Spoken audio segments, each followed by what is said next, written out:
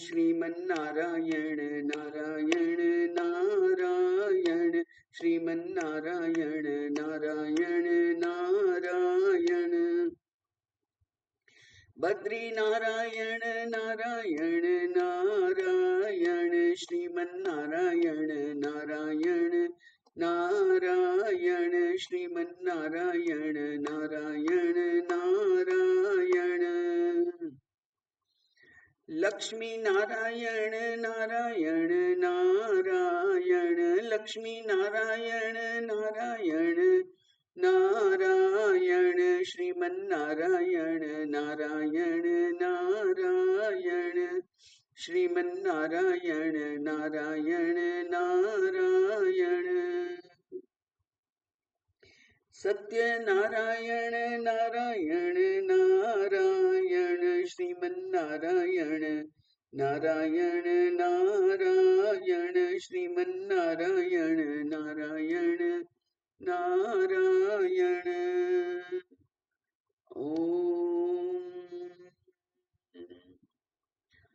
ॐ शान्ताकारं भुजगशयनं पद्मनाभं सुरेशं विश्वाधारं गगनसदृशं मेघवर्णं शुभांगं लक्ष्मीकान्तं कमलनयनं योगिभिर्ध्यानगम्यं वन्दे विष्णुं भवभयहरं सर्वलोकैकनाथम्।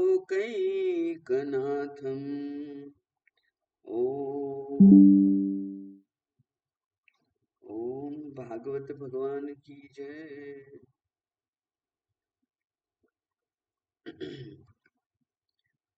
गजेंद्र मोक्ष नो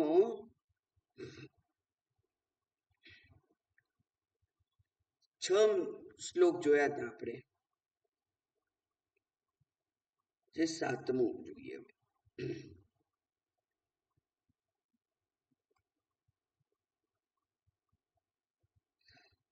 दिदृक्षवो यस्य पदं सुमंगलं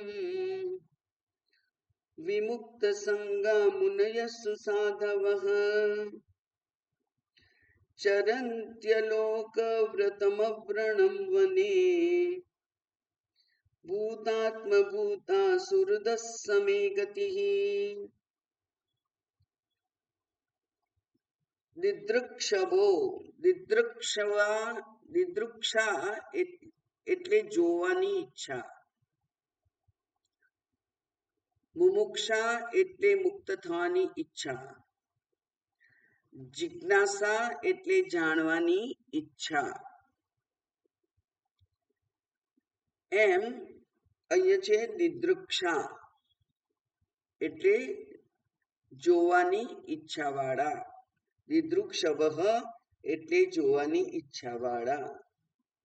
શું જોવાની ઈચ્છા છે? યસ્ય સુમંગલમ પદમ, જેના મંગળમય સ્વરૂપનું, જેનું મંગળમય દર્શન કરવાની જેને ઈચ્છા છે એવા લોકો. એ કેવા લોકો છે? તો એ કે છે વિમુક્ત સંગાહા, જે આસક્તિથી મુક્ત છે. આસક્તિથી મુક્ત હોય એને જ પરમાત્માના દર્શન થાય. એ ભક્ત હોય અને એને ભગવાનના કોઈ રૂપના દર્શન કરવા હોય તો એ પણ, અને જે જ્ઞાન માર્ગે હોય અને જેણે આત્મદર્શન કરવા હોય એ પણ. બેમાંથી ગમે તે, એટલે કે એ તો એ સાધકની પોતાની ચોઈસ છે ત્યાં, કે એ ભક્ત હોય, પરમ ભક્ત હોય તો એને ભગવાનના દર્શન કરવા હોય છે. જેવી રીતે નરસિંહ મહેતાએ શંકર ભગવાન પ્રસન્ન થયા અને કહ્યું કે તું માંગ, શું માંગે છે, શું આપું તને? તો એ કે છે કે મારે ભગવાનના રાસ લીલાના દર્શન કરવા છે. અને ભગવાને તથાસ્તુ કહેલું.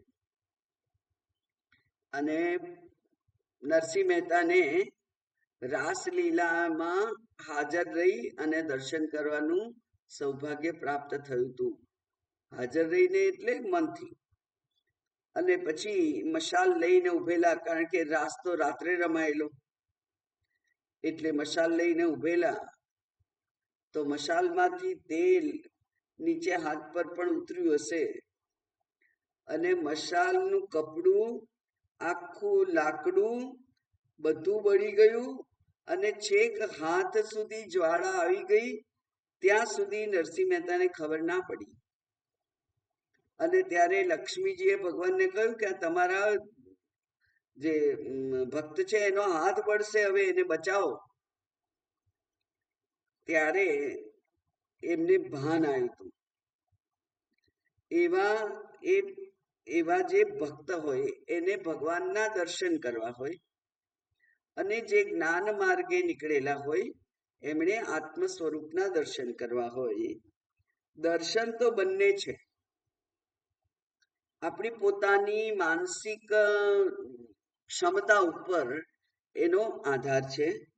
એ સુમંગલમ પદમ, પદમ એટલે સ્થાન અથવા રૂપ, સ્વરૂપ, જેના સુમંગલ સ્વરૂપનું દર્શન કરવાની જેને ઈચ્છા છે તેવા.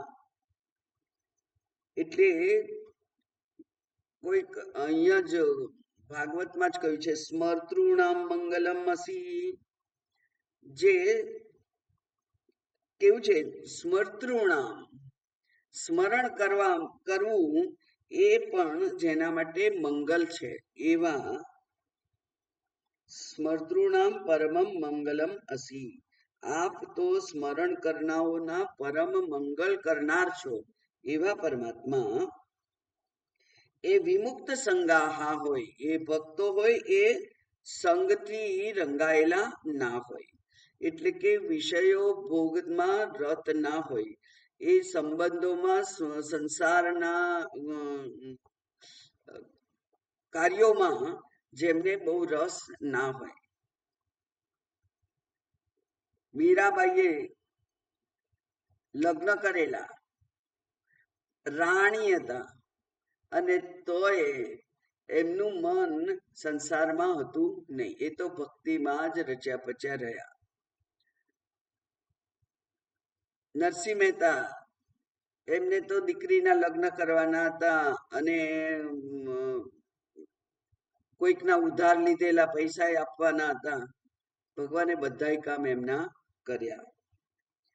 એવા વિમુક્ત સંગ સાધકો જે હોય, સુસાધવ એટલે જે મહાત્મા છે તે સાધુ, મુનય મુનિયો, એ ચરંતી એ જીવે છે, એ પોતાનું જીવન પસાર કરે છે. કેવી રીતે? અલોક વ્રતમ.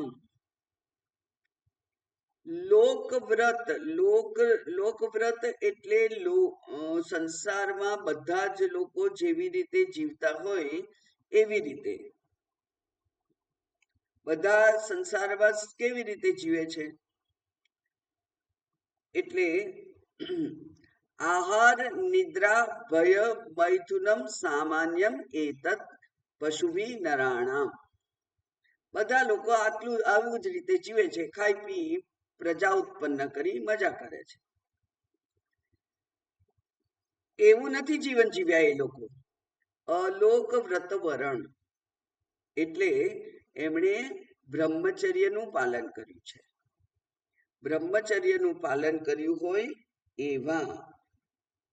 અવ્રણમ એટલે અવિરત, નિરંતર. નિરંતર જેમણે બ્રહ્મચર્ય વ્રતનું પાલન કર્યું છે એવા લોકો પોતાના વને એટલે આ પૃથ્વી ઉપર એ અચ્છા બ્રહ્મચારીઓ હોય એટલે એ તો પાછા ઘરમાં રહ્યા ના હોય. એટલે ક્યાંક આશ્રમમાં, ક્યાંક વનમાં, ક્યાંક કુટિયામાં, ક્યાંક ગુફામાં જેમણે રહ્યા છે એવા લોકો ભૂતાત્મા ભૂતાત્મા ભૂતાહા એટલે ભૂતાહા એટલે બધા જ જીવો એના જે આત્મા છે તે એટલે કે જ્યાં સર્વાત્મ ભાવ છે, સર્વ જગ્યાએ એક જ બ્રહ્મ આત્મ તત્વ પ્રવર્તમાન છે એવું જેણે જાણ્યું છે એવા લોકો, અને એવા એ પાછા કેવા છે તો કે જે સુહૃદ, એ સુહૃદ છે. સુહૃદ એટલે કોઈ વળતરની અપેક્ષા રાખ્યા વગર મદદ કરનાર એ સુહૃદ છે. એવા આપ એવા આપને બધા લોકો પ્રાપ્ત કરવા ઈચ્છે છે, અને હું પણ મે ગતિ, એ જ મારી પણ ગતિ થાવ, એ જ મારી ગતિ છે, એ જ મારી પણ ઈચ્છા છે. તો હવે ભાષાંતર જોઈએ. જેમના પરમ મંગલમય સ્વરૂપનું દર્શન કરવા માટે મહાત્માઓ સંસારની સઘળી આસક્તિઓનો પરિત્યાગ કરીને વનમાં જઈને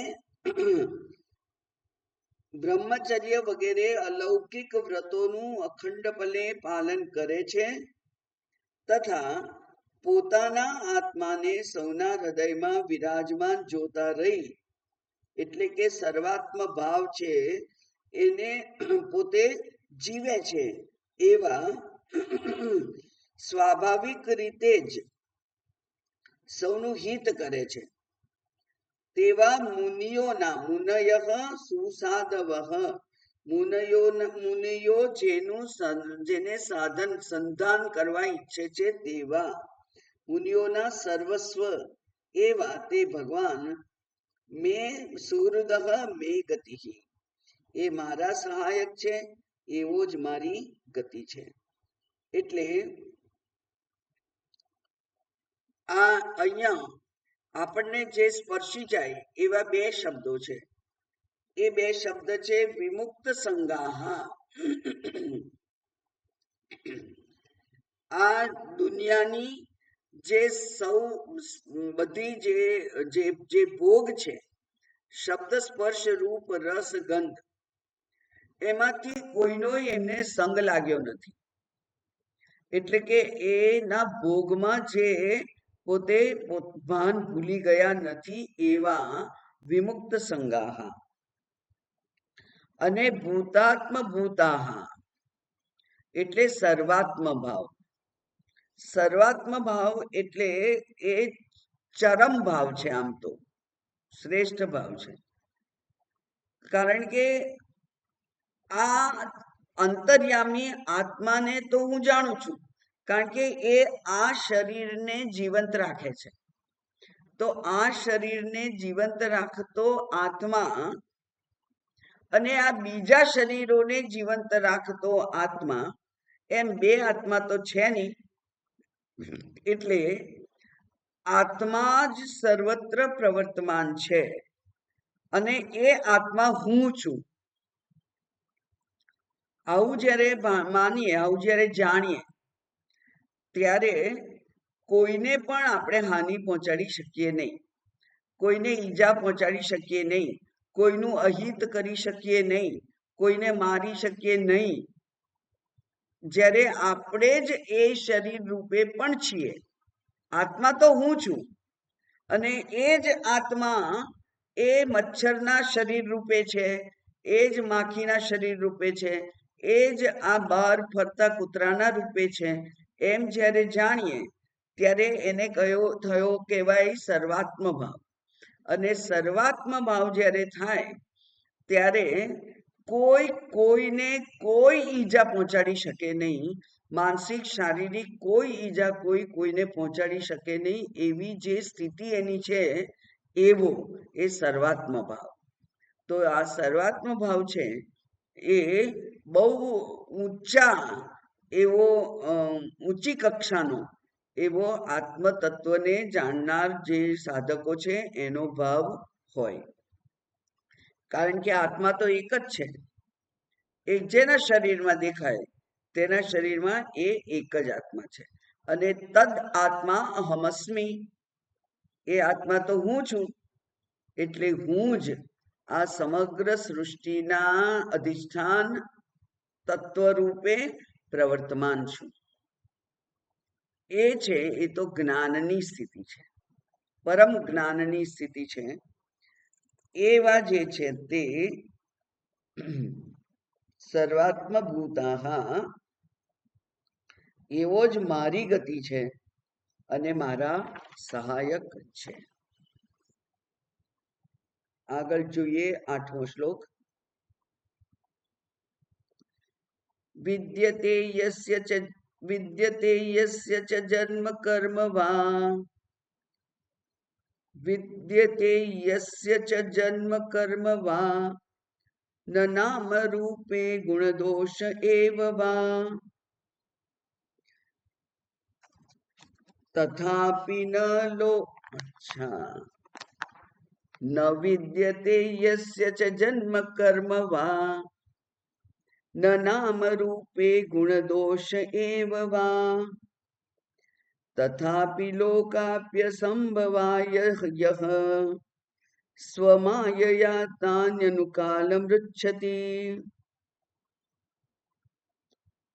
જે પરમાત્માની હું વાત કરું છું, જે મારા સ્વરૂપ છે, જેને મારે પામવા છે, મારી ગતિ છે, તે એનો યસ્ય જન્મ કર્મવા ન વિદ્યતે, એનો જન્મ પણ નથી અને એને કોઈ કર્મ પણ કરવાનું નથી. ભગવાને કહ્યું ભગવદ્ ગીતામાં કે નમે કર્મ ત્રિલોકેપી, આ લોકમાં મારું કોઈ કર્મ નથી, હું કોઈ કર્મ કરવા આવ્યો નથી.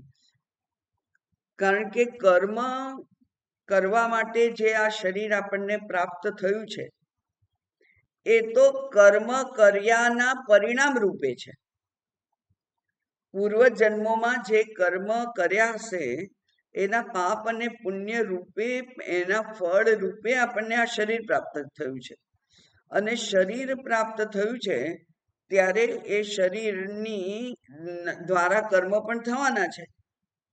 એટલે તો શરીર અને કર્મ એમ ચક્ર ચાલ્યા કરે. પણ ભગવાન કહે છે કે ભગવાનનો જન્મ તો કોઈ કર્મના ફળ રૂપે થયો નથી. એમણે તો કહ્યું છે કે આત્મમાયા સંભવામી, હું તો મારી આત્મમાયાથી ઉત્પન્ન થઉં છું. કેમ ઉત્પન્ન થાવ છો? તો શું છે? યદા યદા હિ ધર્મસ્ય ગ્લાનિર્ભવતી ભારત. બરાબર, જ્યારે જ્યારે ધર્મની ગ્લાનિ થાય ત્યારે ધર્મની રક્ષા માટે અને સંતોની રક્ષા માટે હું શરીર ધારણ કરું છું. શરીર ધારણ કરું છું એવું કહ્યું. સંભવામી, જન્મું છું એવું નથી કહ્યું ભગવાને. એટલે ભગવાન ખરેખર તો જન્મ્યા નથી. એટલા માટે શંકરાચાર્યજીએ જે ભાષ્ય લખ્યું એમાં કહ્યું કે વાસુદેવ અંશેન જાયતે ઈવ ઇતિ, જાણે કે જન્મ્યા. વાસુદેવ અને દેવકીના અંશ રૂપે એ જાણે કે જન્મ્યા. જાત ઈવ જાત એમ કહ્યું. તો જાણે કે જન્મ્યા એટલે કે એમણે નાટક કરવું પડે, એટલે નાટક રૂપે. અને એટલા જ માટે એ રામ હોય કે કૃષ્ણ હોય, દેવકીજી હોય કે કૌશલ્યા માતા હોય, પણ જ્યારે જન્મ્યા ત્યારે ચતુર્ભુજ અને હાથમાં શસ્ત્ર અસ્ત્ર સાથે હતા. માતાઓએ એમને કહ્યું કે આ શું, અમે વાત્સલ્ય ભાવ અમારો ક્યાં પ્રગટ કરીએ? તમે તો મોટા 4 હાથ વાળા મોટા એવા જેવા લોકોને દેખાવ છો એવા જ જન્મ્યા. તો ના કે એવું નહીં ચાલે. એટલે મને માં હું છું એવું અનુભૂતિ થવા દો, એવું તમે ધારણ કરો રૂપ. એવું કહ્યું ત્યારે એ બાળરૂપ થઈ ગયેલા બંને. એટલે માતાઓના આગ્રહથી માતાઓને બાળકના જન્મ અને એના ઉછેરનો આનંદ મળે એટલા માટે એ બાળરૂપ થયેલા. એટલા માટે કહ્યું છે સંભવામી. અને નમે જન્મ કર્મ, એ મારો તો આ ત્રિષુ લોકેશુ નમે કર્મ ત્રિષુ લોકેશુ ભારત એમ કહ્યું. ત્રણેય લોકમાં મારે તો કોઈ કર્મ કરવાનું નથી ભારત, પણ હું કર્મ કરું છું. કેમ? કારણ કે લોકો એ જે વડીલો કરે એ વડીલોનું અનુકરણ કરતા હોય છે, એટલે હું આ કર્મ કરું છું. તો ભગવાનને માટે ગજેન્દ્ર કહે છે કે જેનો જન્મ નથી અને જેના કર્મ પણ નથી એવા ન નામ રૂપ, એને નામ નથી, એમને રૂપ નથી. ન ગુણ ન દોષ, એમને ગુણ પણ નથી અને દોષ પણ નથી. ત્રિગુણ સત્વ રજસ તમસ એ પણ એમનામાં નથી, અને દોષ તો હોઈ ના શકે. એટલે ત્રિગુણ નથી અને ગુણ નથી અને દોષ પણ નથી. એવા તથાપી છતાં પણ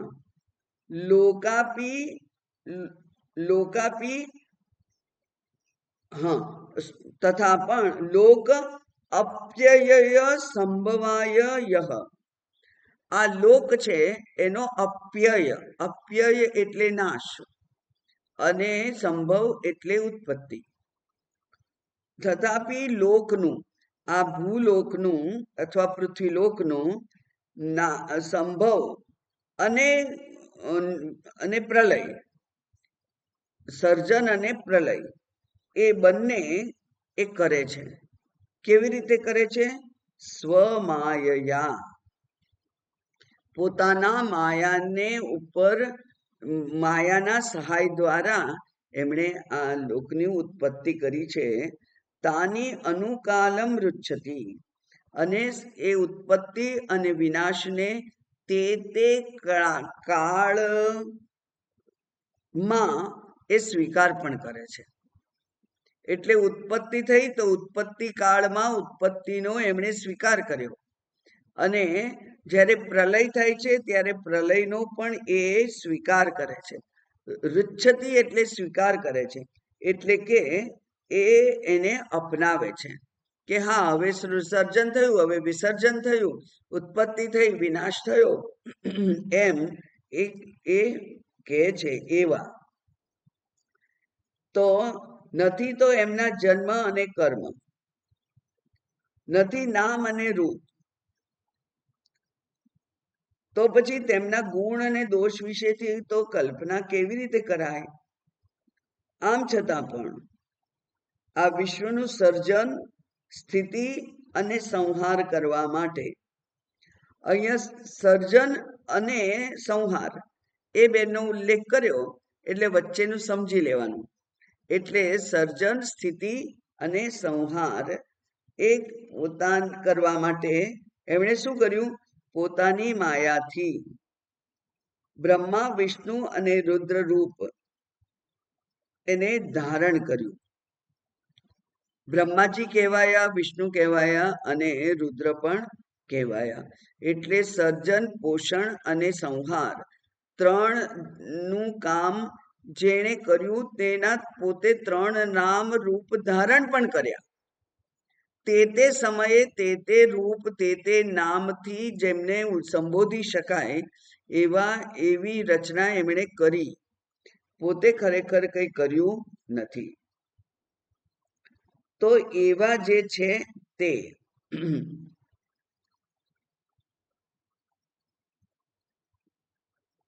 શિવ મહિમ્ન સ્તોત્રનો એક શ્લોક છે. બહલ રજસે વિશ્વોત્પત્તો ભવાય નમો નમઃ. પ્રબલતમસે તત્સંહારે હરાય નમો નમઃ. જનસુખકૃતે સત્વોદ્રિક્તો મૃડાય નમો નમઃ. પ્રમહસી પદમ નિસ્ત્રૈગુણ્યે શિવાય નમો નમઃ. એટલે રજસ પ્રાધાન્ય જ્યારે ધારણ કર્યું ત્યારે ભવાય વિશ્વોત્પત્તો ભવાય, વિશ્વોત્પત્તિ કરવા માટે જે બ્રહ્માજી નામ ધારણ કર્યું એ પણ તમે જ છો. પછી પ્રબલ તમસ ગુણનો જ્યારે તમે અંગીકાર કર્યું ત્યારે સંહાર કર્યો, એ હર કહેવાય છે. એ હરાય નમો નમઃ. પછી પોષણ માટે જનસુખ કૃતે, બધાને સુખપૂર્વક આ જીવન જીવવા મળે એવી રીતે જે રચના તમે કરી છે, સતત રચના કરી રહ્યા છો, આનું સંચાલન પાલન કરી રહ્યા છો, એવો મૃડાય એટલે વિષ્ણુ રૂપે જ્યાં સત્વ પ્રધાનતા છે એ વિષ્ણુ રૂપે પણ આપ જ છો.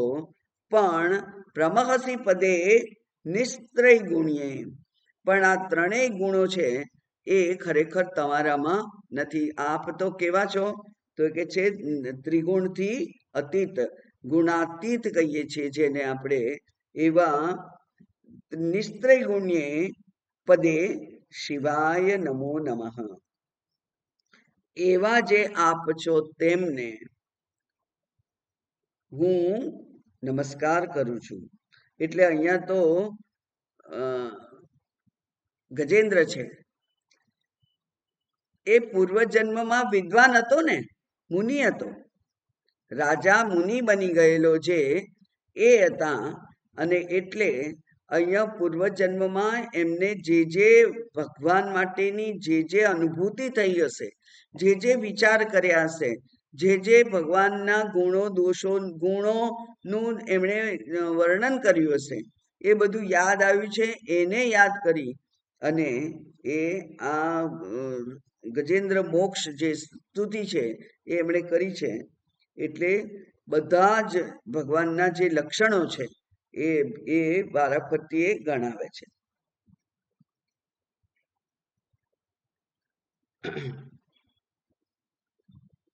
નથી નામ અને નથી રૂપ.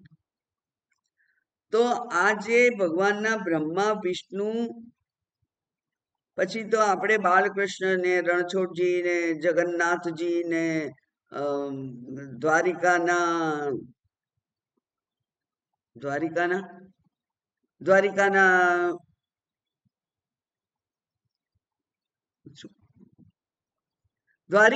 કે દ્વારિકાધીશ.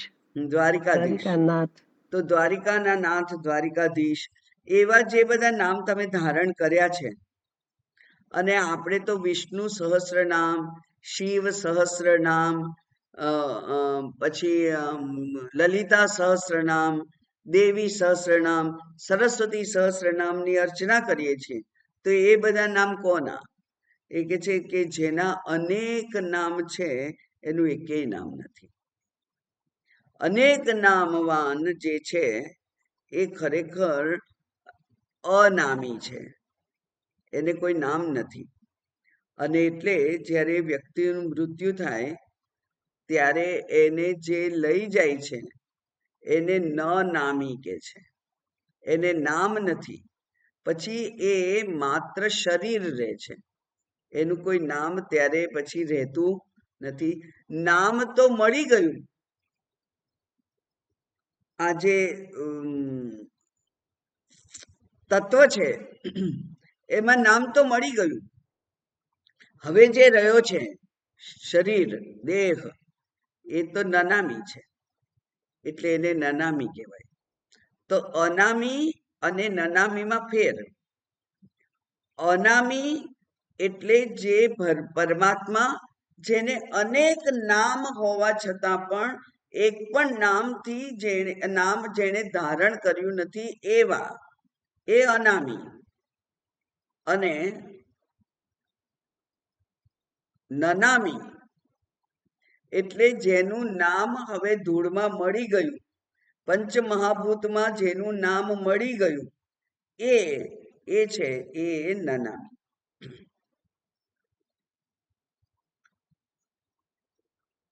બરાબર. આગળ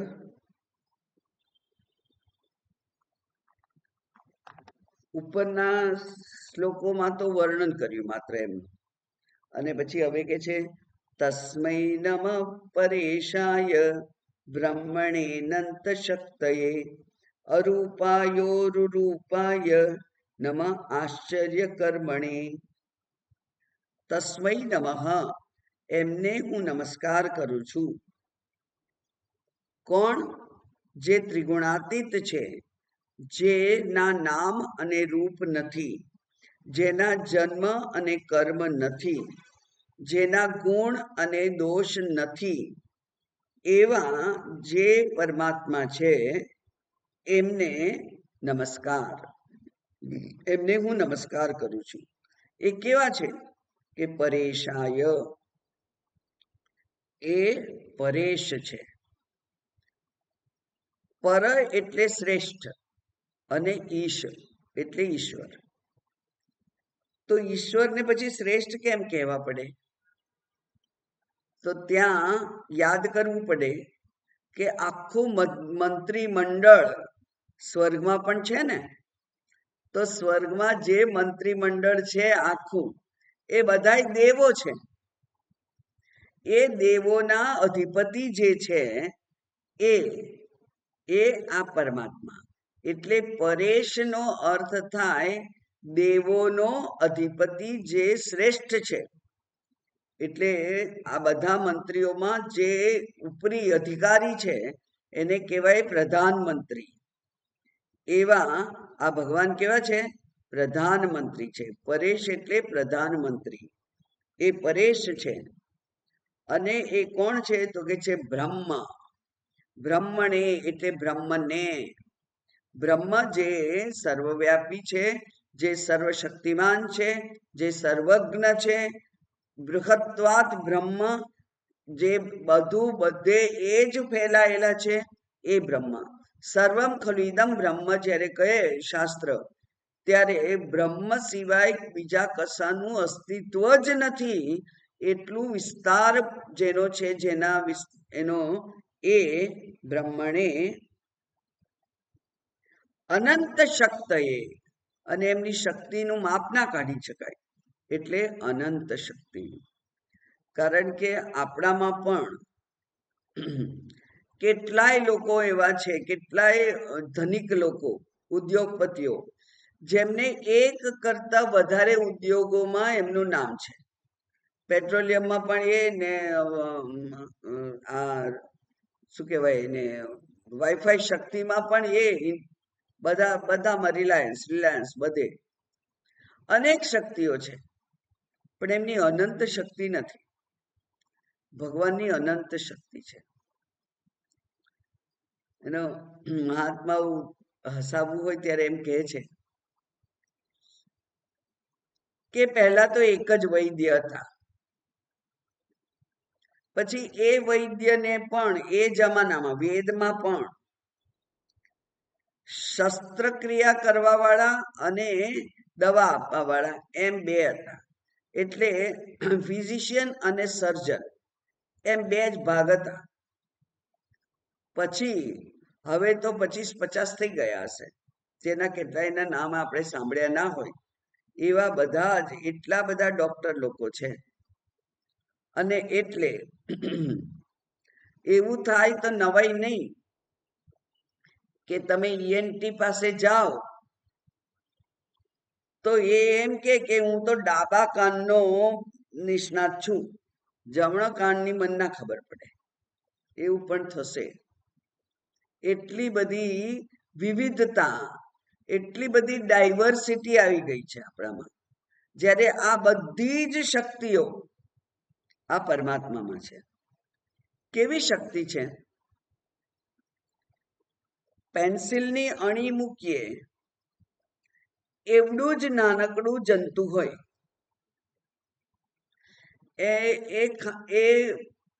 એનામાં પેલું એ ખાતું પણ હોય, એટલે અન્ન ગ્રહણ કરવાનું તંત્ર હોય, શ્વસન કરવાનું તંત્ર હોય, પ્રજનન કરવાનું તંત્ર હોય, ઉત્સર્ગ તંત્ર હોય, બધા તંત્રો એટલામાં હોય.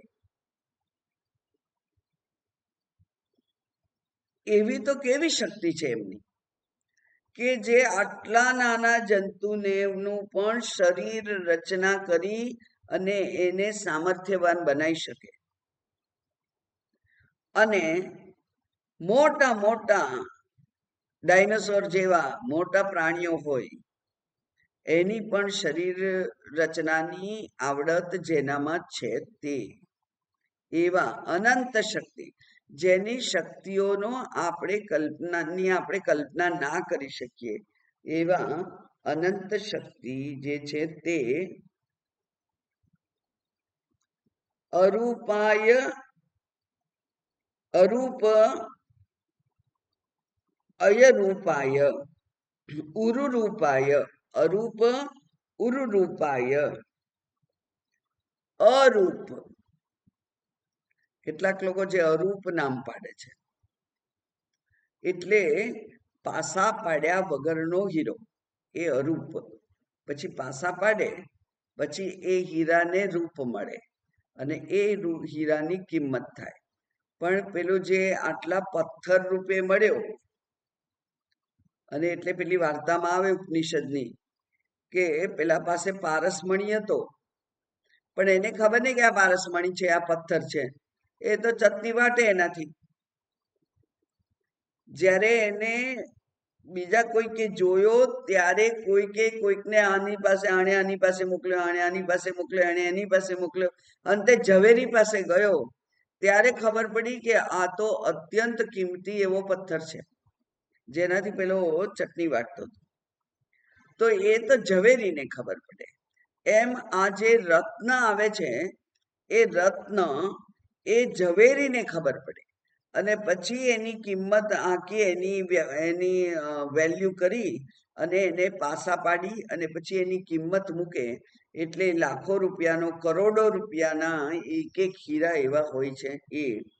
પણ આ તો ભગવાન કેવા છે તો કે છે અરૂપ છે, એમને કોઈ રૂપ નથી, એટલે કોઈ રૂપથી એમને જાણી શકાય એમ નથી. અને ઉરુરૂપાય, ઉરુરૂપાય એટલે બહુરૂપિયો, જેને એક રૂપ નથી એ બહુરૂપિયા છે. એવા બહુરૂપ છે, એ અરૂપ હોવા છતાં બહુરૂપ છે. કેમ બહુરૂપ છે? સર્વરૂપે એ જ છે, સર્વરૂપે એ જ છે. ભગવાન જ કહે છે કે આ સમગ્ર રૂપે હું જ છું. તત્સૃષ્ટવા તદેવાનુપ્રાવિષ્ટ. આખી સૃષ્ટિ રચી અને સૃષ્ટિમાં હું પ્રવેશી ગયો. એટલે જે 84 લાખ યોની કહીએ આપણે, ધારો કે ચેતન માટે માત્ર, તો એ ચેતન 84 લાખ યોનીમાં જે વિવિધતા છે આકારની, શરીર રચનાની, દેખાવની, સ્વભાવની, ગુણની, જેટલી વિવિધતા છે એ બધી વિવિધતા કોની છે? એ પરમાત્માની છે. એટલે એ અરૂપ છે અને ઉરુરૂપ છે. એવું આશ્ચર્ય કર્મણે, અને જેના કર્મ આશ્ચર્યરૂપ છે. આશ્ચર્ય આશ્ચર્ય જ. હમણાં જ મેં એક બતાવ્યું કે પેલું પેન્સિલની અણી મુકાય એટલું જંતુ હોય એનામાં બધું હોય. આશ્ચર્ય. કેટલીક વખત આપણને કેટલાક લોકોના શોખને કારણે જુદા જુદા પક્ષીઓ ના રંગ રૂપ જોવા મળે છે, સુંદર સુંદર આકર્ષક. એમના અવાજો સાંભળવા મળે છે, જુદા જુદા અવાજ કરતા હોય. વિવિધતા છે અને આશ્ચર્યથી ભરપૂર છે. એટલે પેલી નેશનલ જ્યોગ્રાફિક ચેનલ જોઈએ આપણે કે એવું કંઈક જોઈએ જો ટીવી પર, તો જે પ્રાણીઓ, પક્ષીઓ, વનસ્પતિઓ, એમાં જેટલી વિવિધતા દેખાય છે એ સમગ્ર વિવિધતા નું સર્જન કરનાર કોણ? એક જ. એક જ પરમાત્મા. તો આપણે તો કલાના વિવિધ નમૂના વિવિધ સર્જકોએ તૈયાર કરીને મ્યુઝિયમમાં મૂક્યા હોય, એને જોઈને પણ આપણને આશ્ચર્ય થાય છે. તો અહીંયા તો આ વિશ્વમાં પ્રાકૃતિક રૂપે જે જે કંઈ દેખાય છે એ બધું જ એ કોનું સર્જન છે? એ પરમાત્માનું છે. માટે આશ્ચર્ય કર્મણે, જેના કર્મ આશ્ચર્યરૂપ છે. બીજી રીતે પણ આશ્ચર્યરૂપ કહેવાય, કારણ કે કર્મ કરીએ તો કર્મ ફળ ભોગવવું જ પડે, એવો કર્મનો નિયમ છે. પણ ભગવાન માટે એવો નિયમ નથી. એ તો ગમે તે કર્મ કરે, સંતોની સહાય કરે અને અસુરોનો સંહાર કરે, એ ગમે તે કર્મ કરે, પણ એ કર્મના ફળ એમણે ભોગવવા પડતા નથી. એટલે પણ એમનું કર્મ આશ્ચર્ય છે.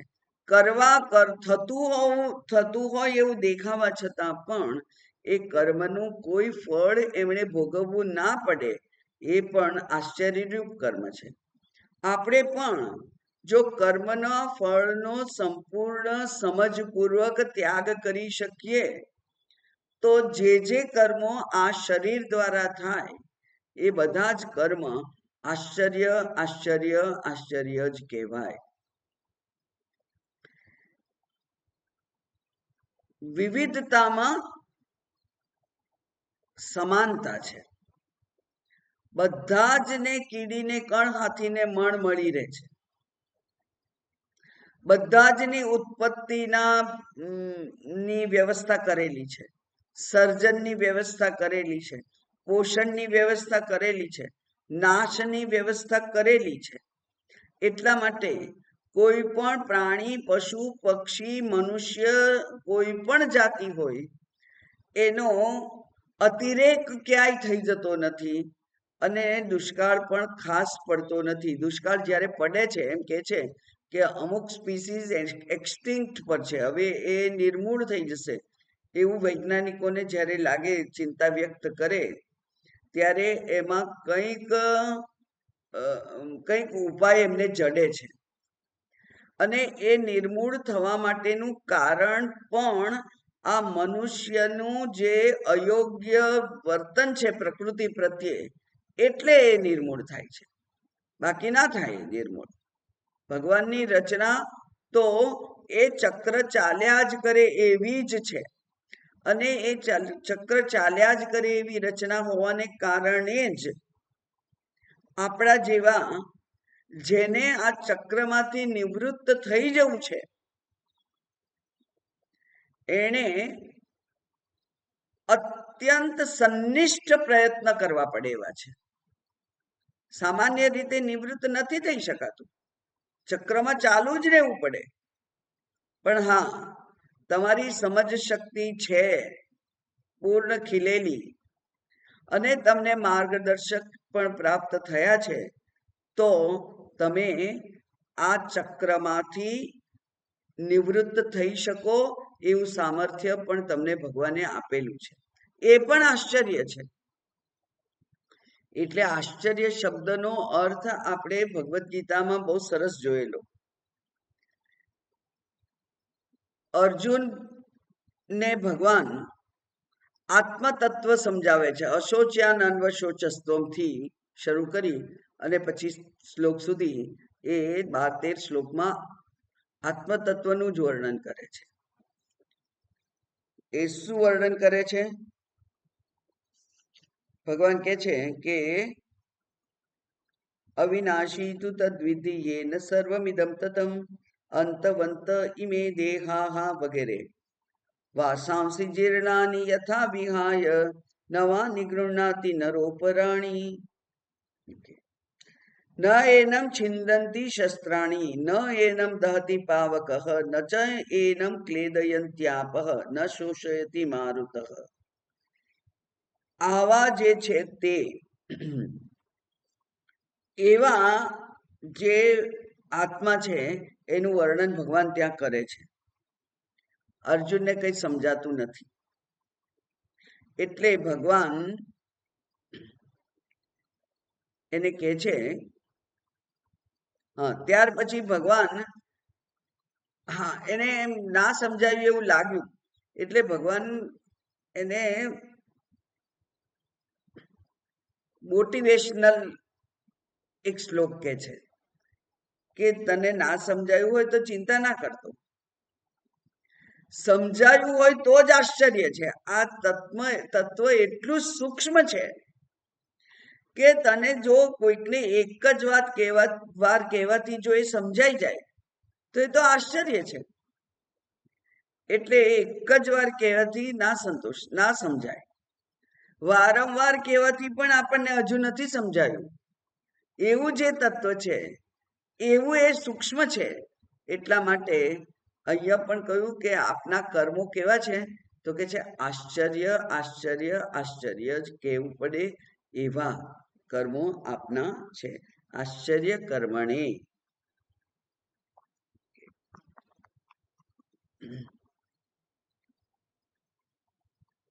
તેજ અનંત શક્તિમાન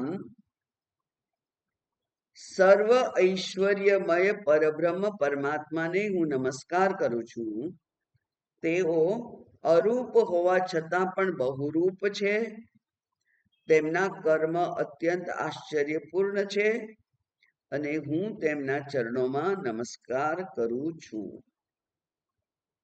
આગળ જોઈએ. નમ આત્મપ્રદીપાય સાક્ષિણે પરમાત્મને નમો ગીરામ વિદુરાય મનશ્ચેતસામપી. નમ આત્મપ્રદીપાય. આત્મપ્રદીપાય પ્રદીપાય નમઃ. પ્રદીપને નમસ્કાર. મારા આ નમસ્કાર પ્રદીપ માટે છે. એકવાર સમજેલા કદાચ ભૂલી ગયા હોય તો યાદ કરાવું કે આ ચતુર્થી વિભક્તિનું રૂપ ને માટે એવા અર્થ માટે વપરાય છે. એટલે ગણેશાય નમઃ એટલે મારા આ નમસ્કાર ગણેશજી માટે છે. ગુરવે નમઃ મારા નમસ્કાર ગુરુ માટે છે. વિષ્ણવે નમઃ મારા નમસ્કાર વિષ્ણુ માટે છે. કૃષ્ણાય નમઃ મારા નમસ્કાર કૃષ્ણ માટે છે. ચતુર્થી વિભક્તિનો ઉપયોગ થાય ને માટે. એટલે આ નમસ્કાર, આ હું જે અત્યારે નમસ્કાર કરું છું તે કોને જાય? એ ગણેશને જાય, વિષ્ણુને જાય, ગુરુને જાય. એમ અહીંયા કે છે પ્રદીપાય નમઃ એટલે જે અત્યંત તેજસ્વી પ્રદીપક છે એને મારા નમસ્કાર.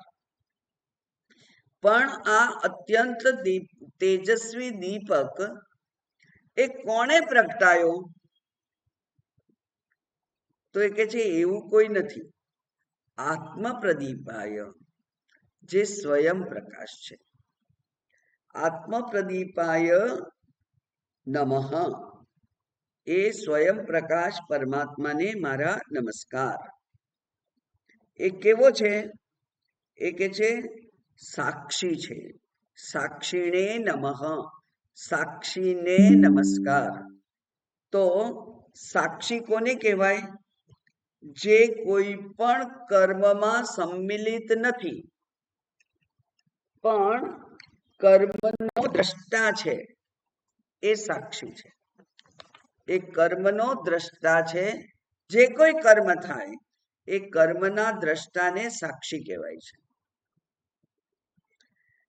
કોર્ટમાં પણ સાક્ષીને રજૂ કરવા પડે છે. આપણે ક્યારેય પણ કેસ થાય ત્યારે કે મેં જોયેલું, આ વસ્તુ મેં જોયેલું, મેં સાંભળેલું, મારી જાણમાં છે એવું કે એ સાક્ષી. સામાન્ય રીતે શાસ્ત્રમાં સાક્ષીનો અર્થ થાય છે અંતર્યામી. કેમ અંતર્યામી? કારણ કે બહાર જે ક્રિયાઓ થાય છે એ તો ઘણા બધાને દેખાય, જે હાજર હોય એને દેખાય, પણ મારા મનમાં પ્રેમનો ભાવ પ્રગટ થયો કે દ્વેષનો ભાવ પ્રગટ થયો કે ગુસ્સાનો ભાવ ઉત્પન્ન થયો, એ કોણ જાણે? એ પણ જે જાણી શકે છે એ સાક્ષી છે. એટલે જે અંદરના સૂક્ષ્મ ભાવોને પણ, સૂક્ષ્મ લાગણીઓને પણ, સૂક્ષ્મ સંકલ્પ આપણા હોય એને પણ જે જાણી શકે એ સાક્ષી છે. એટલા માટે એને કહે છે અંતઃયામી. યમન એટલે શાસન કરવું, અને અંદરનું પણ જે શાસન કરે છે તે અંતર્યામી. એટલે સાક્ષીથી કશું છુપાઈ ના શકાય. તો કેટલીક વાર એવું થાય કે ધારો કે આગ લાગી એવું ખબર પડે તમને દૂરથી, દોડતા દોડતા જઈ અને કોઈકનો હાથ પકડી અને તમે ખેંચી અને બહાર બીજી જગ્યાએ એને જોરથી પટકી દીધો, કારણ કે બીજાને પકડવા જવું છે, અને એ માણસને કંઈક ઈજા થાય, એના હાથ પગ તૂટી જાય, એના પાંસળી તૂટી જાય, અને એ તમારા પર કેસ કરે, તો દેખીતી રીતે તો તમે એનો હાથ તૂટવા માટે કે પગ તૂટવા માટે જવાબદાર છો, પણ તમે તમારો ઈરાદો વ્યક્ત કરો કે મારે તો એમને બચાવવા હતા, આગ લાગેલી, એને ખબર નહોતી આગ લાગેલી એને. મને એવું એક વાર યાદ છે કે આ લોકો, આ છોકરીઓ છે ને, આ ઓઢણીઓ, એને સ્કૂટર પર જતા ગમે તેમ એની દરકાર નથી કરતા, એ ગમે તેમ ઉડતી હોય, અને ઉડે ત્યારે પછી એ વ્હીલમાં ભરાઈ જાય, અને જો વ્હીલમાં ભરાઈ જાય તો એ થોડીક વાર ચાલે અને પછી પડી જાય, એટલે અકસ્માત થાય. તો એવું કોઈકની ઓઢણી મેં ખેંચી કાઢી હોય તો ઈરાદો ખરાબ ના હોય, એને બચાવવાનો હોય, પણ એ જો આપણા ઉપર શંકા કરે કે આણે મારી ઓઢણી ખેંચી કાઢી, એમનો ઈરાદો ખરાબ હતો, તો એના માટે બાહ્ય કોઈ સાક્ષી ના હોઈ શકે. બહાર તો તમારે એ જે સજા, ધારો કે બહુ કડક જજ હોય અને તમારું ના માને તો તમારે એની સજા ભોગવવી પડે, પણ અંતર્યામી જે છે એ તો તમારો ઈરાદો જાણતો હોય, એટલે ત્યાં બાહ્ય રીતે તમે જે ગુનો કર્યો છે પણ તમારો ઈરાદો સારો હતો એવું જે જાણનાર છે એ અંતર્યામી છે, જે અંદરના ભાવોને પણ એના ઉપર પણ શાસન કરે છે, તે યમન કરે છે, વ્યવસ્થા ગોઠવે છે, એ સાક્ષી છે. પરમાત્મને, જે પરમ આત્મા છે, પરમ પણ છે ને આત્મા પણ છે, પરમાત્મને એટલે ઈશ્વરને, એ પરમાત્માને, ઈશ્વરને નમો ગીરામ વિદુરાય.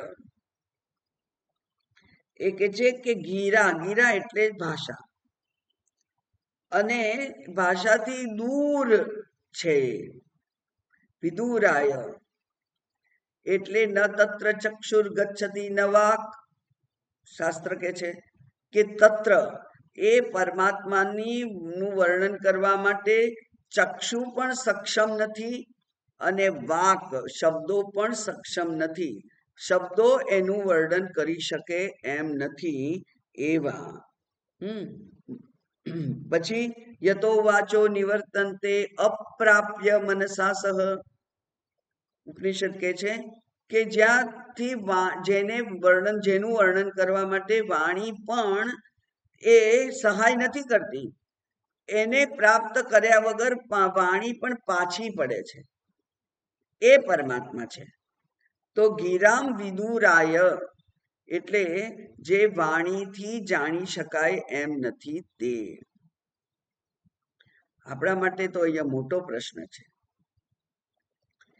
કે આપણે આપણા ગુરુજીએ આત્મતત્વનું વર્ણન કર્યું, એનાથી જ એ આત્માને જાણ્યો છે ને જાણવાનો છે. એ બીજી કોઈ ઇન્દ્રિયોથી પકડાય એમ છે નહીં. બરાબર, ઇન્દ્રિયોથી એ, કારણ કે ઇન્દ્રિયો બહિર્મુખી છે એટલે, અને આ તો બહાર છે નહીં, એટલે એ ઇન્દ્રિયાતીત છે. હવે છઠ્ઠી ઇન્દ્રિય રહી મન, તો મનથી તો ગમે તેની કલ્પના થઈ શકે, પણ મન પણ હંમેશા એની જ કલ્પના કરી શકે જેને નામ આકાર હોય, જેનું વર્ણન હોય, જેની જાતિ હોય, સંબંધ હોય, ક્રિયા હોય, પૂર્વાનુભવ હોય, એનું જ કલ્પના મન કરી શકે. એટલે મનસા ન મનુતે એવું પણ શાસ્ત્રએ કહી દીધું કે મનથી જેનું કલ્પના ના થઈ શકે એવું આ તત્વ છે. તો ઇન્દ્રિયાતીત છે, મનના સંકલ્પોથી, સંકલ્પ વિકલ્પિત જે અતીત છે, એની જ વાત આપણે આ અધ્યાત્મ તત્વનું શ્રવણ કરીએ છીએ ત્યારે સાંભળીએ છીએ. તો જો એ મનથી, આ વાણીથી ના જ મળવાની હોય તો આટલો બધો વ્યર્થ પ્રયત્ન લોકો શું કામ કરે છે? એક કલાક સુધી અમારું માથું ખાય છે. તો ત્યાં એવું કે છે કે આ પરંપરાથી જે સામર્થ્ય પ્રાપ્ત થયું હોય એ સામર્થ્યનો ઉપયોગ કરી અને આત્મતત્વને શાસ્ત્ર અને ગુરુ સમજાવવા માટે શબ્દો વાપરે છે અને પછી એ શબ્દોને પાછા ખેંચી લે છે. અને એ શબ્દો તમારા કાન પર પડ્યા, તમારી બુદ્ધિ પર પડ્યા એટલે એની એક અસર ઊભી થાય છે, અસર ત્યાં રહી જાય છે, શબ્દ પાછો આવી જાય છે. એમ વારંવાર કોઈ એક શબ્દથી, એક વાક્યથી જેને ના સમજાઈ શકાય એના માટે અનેક વાક્યો વાપરવા પડે, અને ત્યારે તમને થોડી થોડી કલ્પના થવા માંડે. એવી આ પદ્ધતિ છે. એટલા માટે આત્માને ઉદ્ઘાટિત કરવો વાણી દ્વારા એ અત્યંત કઠિન અને પરંપરાથી પ્રાપ્ત એવી જે સ્કિલ છે, આવડત છે, એ હોય તો જ આ આત્મતત્વનું વચન કરી શકાય, પ્રવચન કરી શકાય અને એને જાણી શકાય. એવા જે છે તે ગજેન્દ્રને પણ ખબર છે કે આ કેવા છે, મને કોને પરમેશ્વર કેવા હશે, એવી એક કવિતા હતી. કેવા હશે એનું વર્ણન ના થઈ શકે, પણ તોય સમજાઈ જાય, તોય સમજાઈ જાય. કેવું? આ કોકિલાના કંઠમાં સંગીતને મૂકનાર કેવા હશે, આ પેલા મયુરના પંખમાં રંગને પૂરનાર કેવા હશે, આ ઊંચા આંબાની ડાળી ઉપર સરસ મધુરી કેરીને મૂકનાર કેવા હશે. એટલે આ બધું જેણે કર્યું છે એ પરમાત્માએ કર્યું છે. એવા જે છે તે, એટલે તમે અનંત વસ્તુઓ ગણાવો, અનંત સામર્થ્યવાન, આશ્ચર્ય પ્રદ એવી વસ્તુઓની તમે ગણના કરો ત્યારે એ પરમાત્માને સમજી શકાય, એની તમે કલ્પના કરી શકો, શ્રવણ કરી અને એની કલ્પના થાય. એટલા માટે બહુ સરસ શબ્દ છે આ, નમો ગીરામ વિદુરાય મનશ્ચેતસામ અપી વિદુરાય. મનથી પણ જે દૂર છે તે. એટલે આ કેવા છે તો કે છે સ્વયં પ્રકાશ, સૌના સાક્ષી પરમાત્માને હું નમસ્કાર કરું છું, જેઓ મન, વાણી અને ચિત્ત થી અત્યંત દૂર છે. તે પરમાત્માને હું નમસ્કાર કરું છું. નાનો અમસ્તો શ્લોક છે પણ બહુ અર્થસભર છે. એટલે ઘણા બધા ઉપનિષદોનું આ જાણે કે સત્વ તત્વ મૂકી દીધું હોય એવો આ શ્લોક છે. અને હવે બાકી આપણે આવતીકાલે જોઈશું. ઓમ પૂર્ણમદઃ પૂર્ણમિદં પૂર્ણાત પૂર્ણમુદચ્યતે પૂર્ણસ્ય પૂર્ણમાદાય પૂર્ણમેવાવશિષ્યતે. ઓમ શાંતિ શાંતિ શાંતિ. હરિ ઓમ. શ્રી ગુરુભ્યો નમઃ. હરિ ઓમ.